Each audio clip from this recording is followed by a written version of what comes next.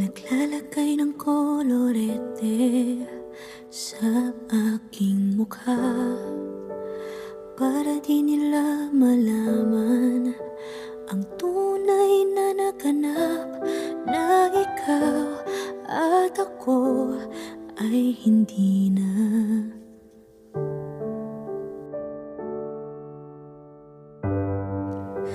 Iniensayo pang mga ngiti para di halata.